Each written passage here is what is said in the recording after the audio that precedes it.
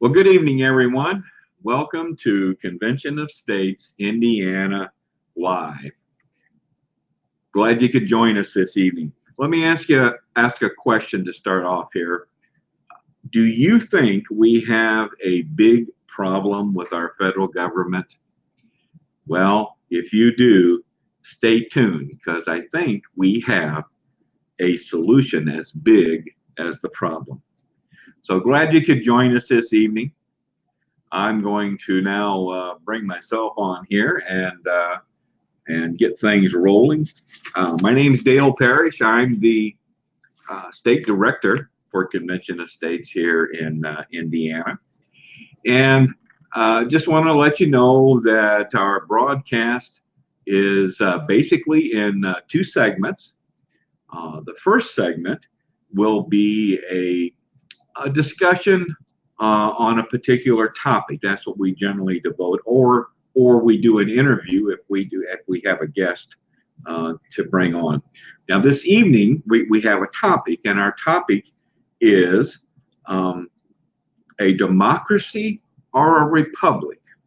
So I think this is going to be very interesting. We're going to bring on Paul Phillips, who's become a regular on this broadcast. Paul's our legislative liaison in the state, and so we'll bring Paul on, and the two of us will discuss this topic of democracy or a republic. Now, then in the second segment of the broadcast, I'll go over some general information for you regarding our state and how we're doing. And then I'm going to be getting into a presentation on what we call the basics of Convention of States. And these are the tenets that we follow in the movement of Convention of States. So once again, the basics of Convention of States. Then we'll wrap things up for the evening and let you be on your way. All right. Now, before we go any further, I want to issue a warning here. In the event that your screen would freeze up or go blank, just know that we've encountered a technical problem. It does happen, and it has happened in the past. Hope it doesn't happen again, but it has happened. So if your screen freezes up or goes blank, just know we've encountered a technical problem.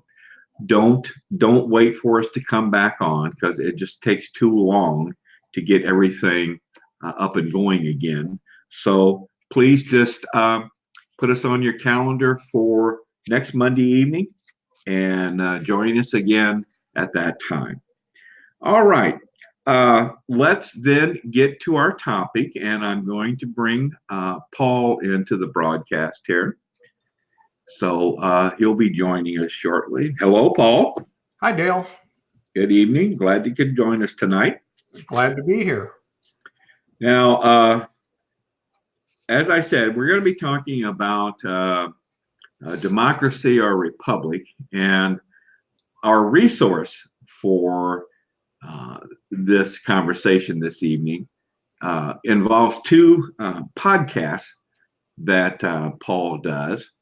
And you want to talk a little bit about your podcast, Paul, and what you do, and which ones we're going to be using this evening? Sure. I produce a podcast with new episodes, perhaps around once a month, and they're on topics related to the Convention of States. And the two podcasts that you're referring to, Dale, one is entitled Democracy is Dangerous. So it goes into the details of democracy and why the founders actually were afraid of democracy, and they formed a republic. So we talk about that. The other episode is entitled A More Perfect Union, which is really an attempt to kind of define the type of government that we do have here in the United States. All right, good. Yes, and everyone, please tune in to Paul's podcast whenever you can. Now, we have him on our YouTube channel, Convention of States, or excuse me, COS Indiana, and our YouTube channel. We have all of Paul's or links to all of his podcasts, so they're readily available to you, and they're very, very good. All right, Paul, let's get going here. Now we're going to talk tonight, democracy or republic. Okay. Sure. The thing that happens is most people, without really thinking about it, refer to our form of government here in the United States as a democracy. And although maybe conceptually there's some truth to that, technically that's incorrect.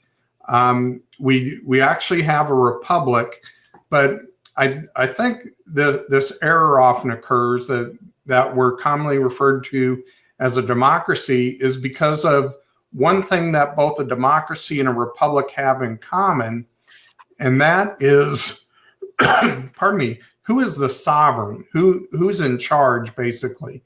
So if you have a government that's run by a king, as they did in England back in the 1700s, the king is the sovereign. He's the one who's in charge.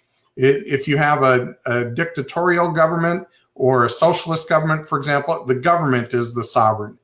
But in the case of both a democracy and a republic, the people are the sovereign. So we, the people, are the ones in charge. And this is true both for a democracy and a republic.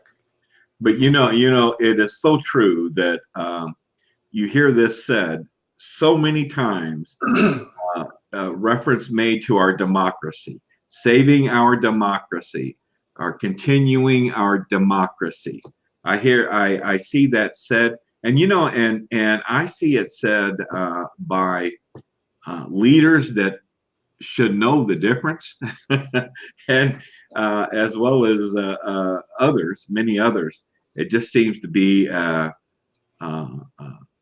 easy thing to say, and I correct people from time to time, but you just can't correct everyone, So right, it's just a common saying. And I think when people use the term democracy, what they're referring to is that attribute where the people, we the people, are the sovereign. Right. But actually, a pure democracy is where the people not only are the sovereign, but they're the government. And what happens is, by vote, by majority, the people get to decide what the law is. And oftentimes that can trample individual rights. So Ben Franklin, I know, Dale, you told me you liked his quote that democracy is two wolves and a sheep voting on what's for lunch. Right. I think that is so good. And it really goes to the point that the founders were trying to avoid. I think it really hits it right on the button. But go ahead, give us the founders' definition then. Well, the founders' definition of democracy was just that, a rule by the majority, which could lead to the tyranny of the majority. And as I mentioned, and I often think of a line from the movie The Patriot, where Mel Gibson plays an American, I guess, military man. And there's a scene where he's meeting with his fellow, I think it's South Carolinians, and they're debating whether the United States should declare independence. And Mel Gibson's character says, "Why would I trade one tyrant 1,000 miles away for 1,000 tyrants 1 mile away?" And what he was talking about is that tyranny of the majority is, no matter what kind of government we have, there's going to be a tyranny there. So that's the issue with democracy, and why the United States is not a democracy, because the founders studied history and they knew that democracies didn't survive time. Okay. Well, and they didn't survive time, probably because of the next topic, which is factions. Yes. So factions, the way you can think about it today, it could be parties, different political parties. But a faction is any group of people with the same interests or passions. And I even mentioned in my podcast that our Convention of States group is a faction. We have a common interest and a common aim. And the founders knew, obviously, that there would be factions, right? Yeah, factions are a characteristic. They're a natural consequence of liberty. So the only way you could eliminate factions is to eliminate liberty. So what the founders did, instead of focusing on eliminating the cause of factions, is they focus on eliminating the effects of factions. And the way they did that, part of that was to design a republic rather than a democracy. So what a republic does, different from a democracy, is even though the people are the sovereign, the sovereign is outside the government. So a republic is a representative form of government where the people, through democratic processes, choose their representatives, but then it's up to those representatives to administer the government and make the laws. And they saw the best way to avoid the problems of democracy were things like separation of powers and checks and balances, and again, keeping the sovereign, the people, outside of government. Okay. So, and this was addressed in Article 4, right? Sure. In the Constitution, Article 1 defines the Congress, Article 2, the executive or the president, Article 3, the judiciary branch, and then Article 4 defines the states. And our form of government we're a federal republic, meaning that we have this separation of powers, not only between the executive, legislative, and judicial branches, but also between what we call the federal government or the national government and the state governments. And Article 4 defines the states as sovereign entities. I think what's interesting as well is Article 4 clearly states that each of us we have dual citizenship. We're citizens of the federal government, and at the same time, we're citizens of our state governments. And each of those governments have different responsibilities and powers. Okay. I notice here, Paul, one of our listeners has made a comment here. Richard Loken, which is one of our district captains. Great. That constitutional republic.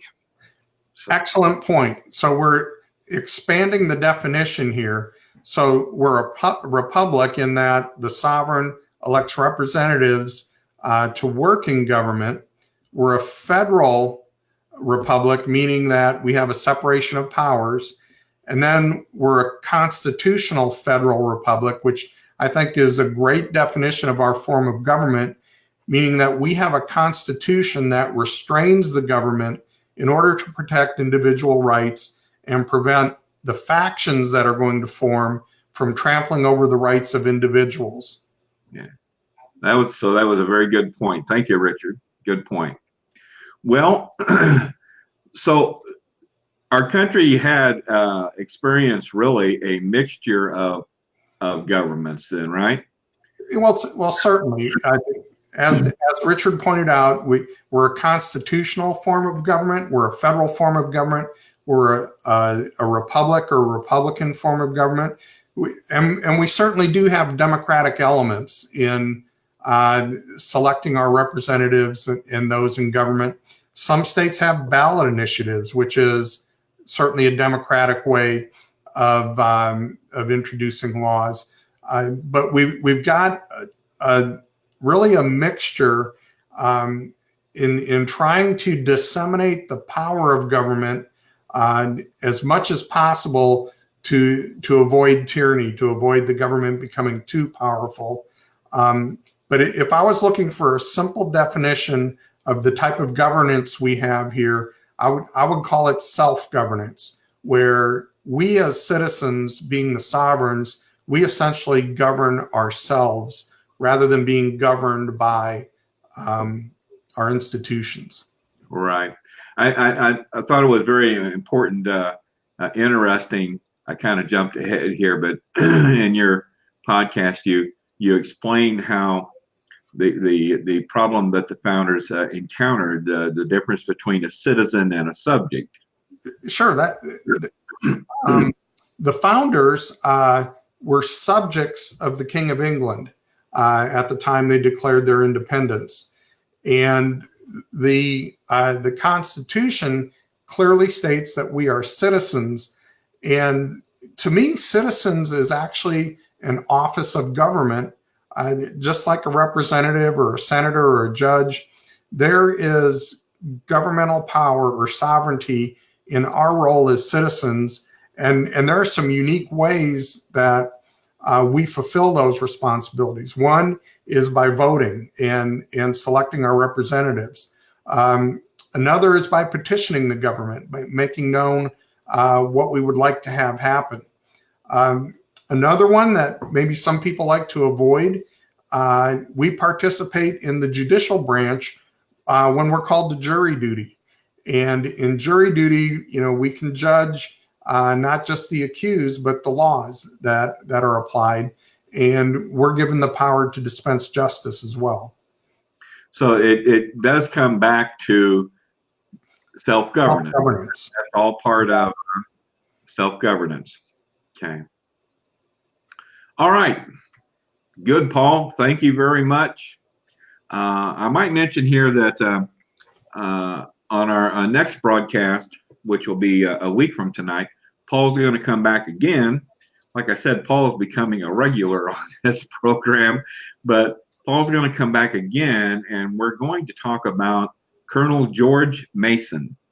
Colonel Mason played a significant role in our founding, and so tune in next Monday and learn a great deal more about Colonel George Mason. So anyway, Paul, thanks again. Once again, excellent job, and I'm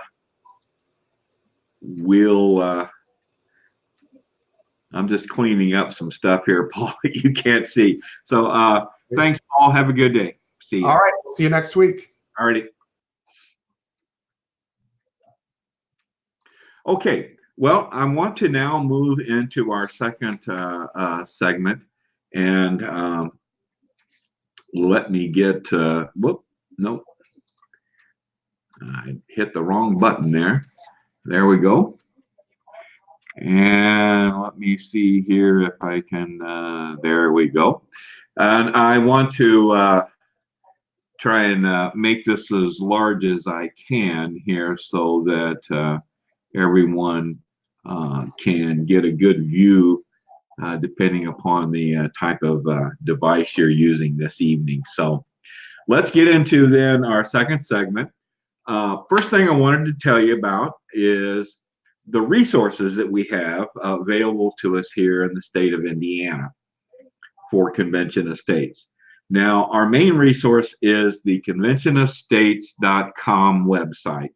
That is a national website that we utilize frequently. You will hear us make reference to that frequently. And it has a wealth of information on it. So conventionofstates.com. Now, embedded in the national website will be our state website page, conventionofstates.com/Indiana. Social media, we're on Facebook, Convention of States, Indiana. As a matter of fact, our broadcast this evening is coming to you through our state Facebook page. YouTube channel, COS Indiana. I mentioned that a little earlier. That's really kind of an educational resource. We have Paul's podcasts on there. I've done a number of narrated PowerPoints that I have on there. and as well as recordings of each of these broadcasts. So this broadcast this evening will be on that YouTube channel within a day or so. So we're also on Twitter, hashtag COS Indiana, Instagram, Convention of States Indiana. We're getting set up on LinkedIn.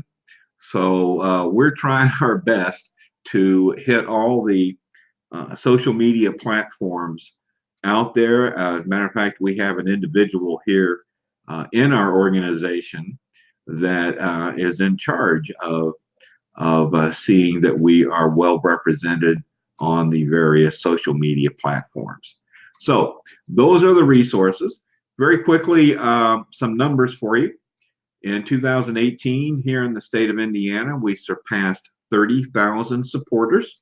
We've been growing annually very, very good here in the state of Indiana at about a 40% growth rate. So given that rate of growth, we are projecting to eclipse 40,000 supporters in 2019. And we're well on our way to achieving that number. About 2,900 volunteers, that people that have indicated they would be willing to help out if needed. Then we have about 40 people in leadership positions in the state. And I want to ask you if you have any desire to get more involved in Convention of States here in Indiana, please go to our national website, conventionofstates.com, click on the menu selection, Take Action, scroll down to the positions, the volunteer positions that we have available. And if there's one that is of interest to you, open it up, read more about it. And if you're still interested, go ahead and make application. You're not obligated in any way. But what that does is your name then pops up on a report that we all see.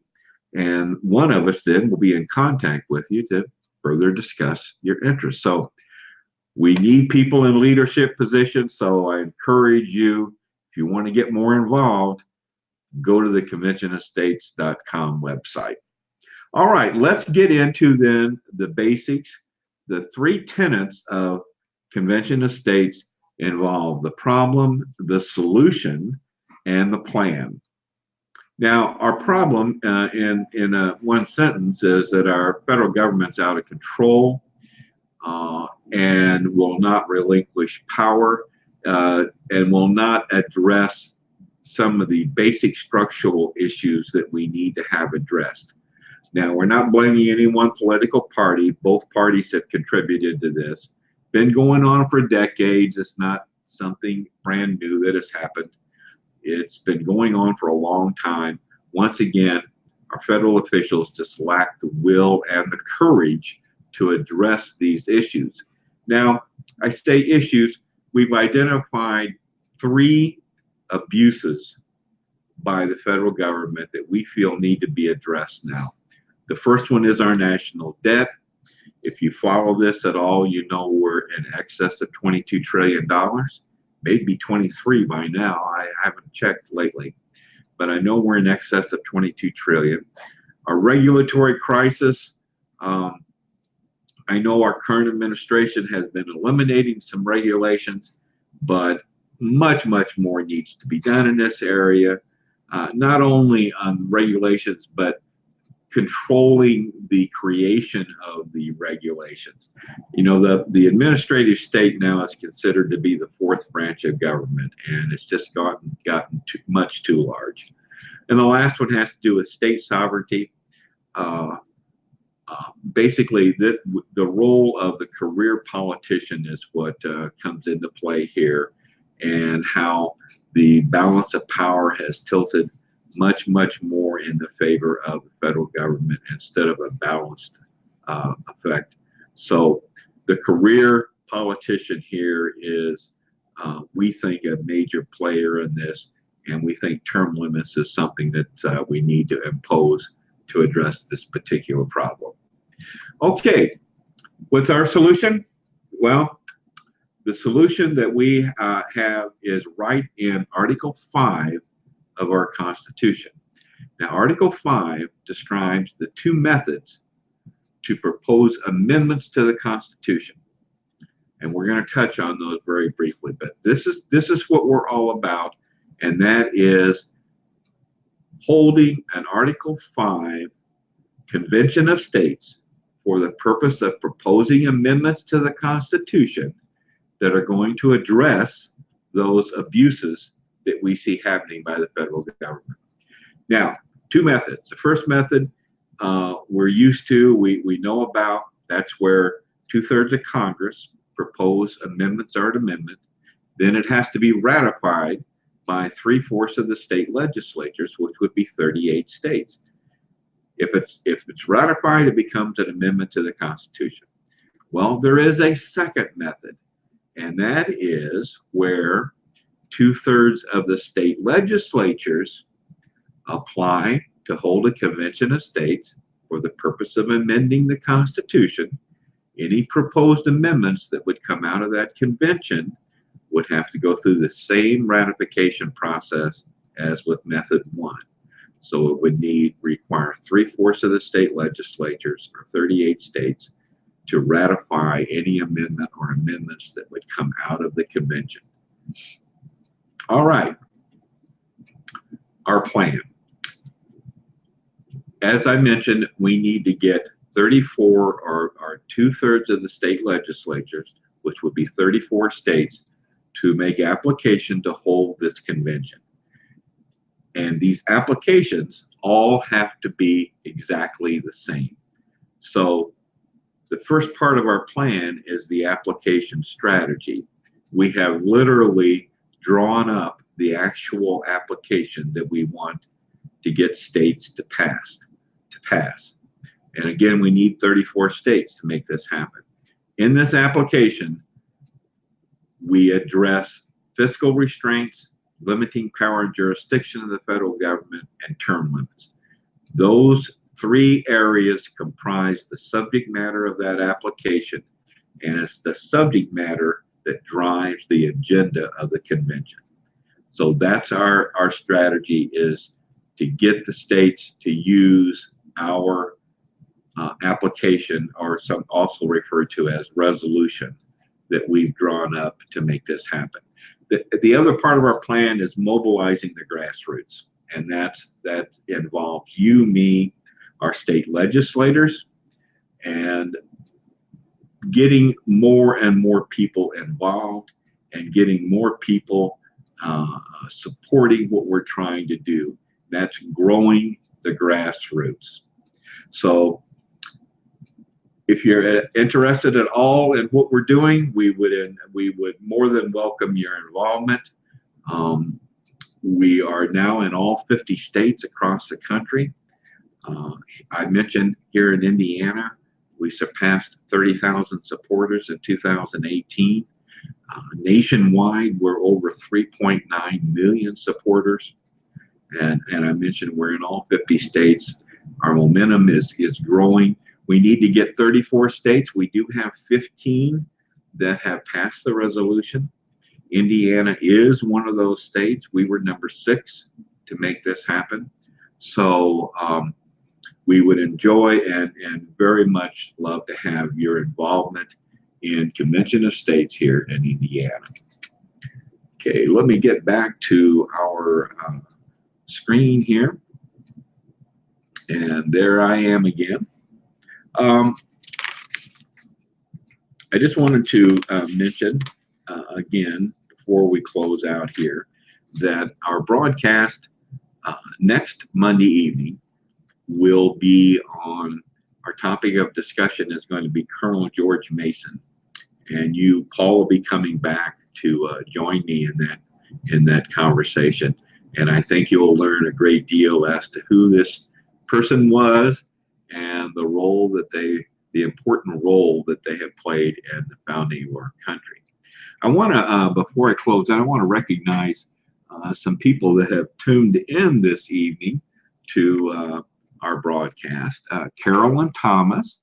Carolyn, thank you very much for joining us tonight. Richard Loken, one of our district captains over in the Plymouth area. So, Richard, glad you could join us tonight. Mary Petty. Mary, thank you for joining us. And James Cressy. James, I believe, lives in Missouri and has joined us on previous broadcasts. Glad to have you again tonight. And I might mention, James, I see you've got a very long comment here. I would love to put it on the screen. It's too long. The problem is it's too long, and it won't go on. So if you can next time shorten it up to just a few words, and I would be more than happy to put your comment up on the screen. So with that said, I'm going to go ahead and close out our broadcast this evening. One of our founders, Mark Meckler, has a saying that I've always liked, and I use it whenever I can. And his saying is basically that our country does face a fundamental question. And that question is not what should we do? The fundamental question is who will decide? So I wanted to, I always like to close out using that comment. The question facing us is a two-word question, very simply, who decides? And I think, and hopefully you will agree, that we think it should be we, the people, making more of these decisions. That's it for this evening, folks. Thank you for tuning in, and put us on your calendar for next Monday evening, 7 p.m., and we'll see you then again. Good night, everyone.